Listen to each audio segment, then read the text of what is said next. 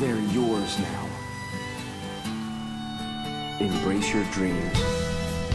And whatever happens, protect your honor.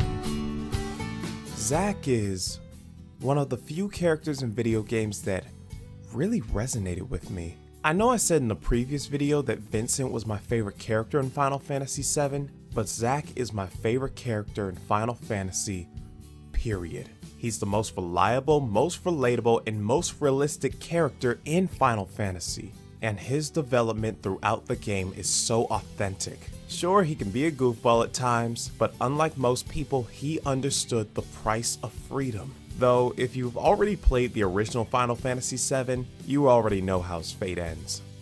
He ends up a hero.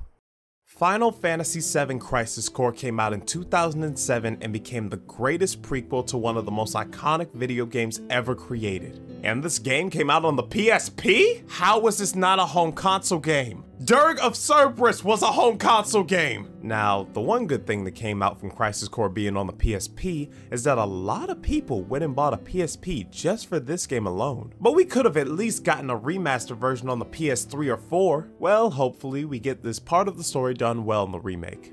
Oh, they better have this part done right in the remake. Now, I will say the combat for this game has somewhat of a clunky feel at first. But once I got further into the game, I not only got used to the combat, but I actually started to enjoy it. Now, the problem I have with the combat is that randomized slot machine in the corner right there. Okay, I understand that they wanted to give us a different kind of combat system, but why'd it have to be a luck-based system? I have terrible luck! I helped an old lady cross the street once and she stole my wallet! But even though the slot machine mechanic was somewhat frustrating, I got used to it in the end. But the one thing I do get sick of is whenever I jump in the battle, I always hear combat mode. But besides the slot machine mechanic, I have nothing but praise for this game. The combat was enjoyable, the areas were great even though it was somewhat linear. The art style and design for this game was beautiful. Even for a PSP game, the graphics were ahead of its time. And the soundtrack, oh my god. Whether it be the remade version of the old tracks or the brand new tracks in this game, it is a masterpiece of a soundtrack.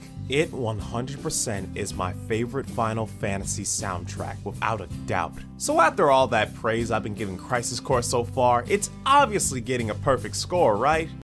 Well, time to f that up. See, what's stopping this game from getting a perfect score is one thing.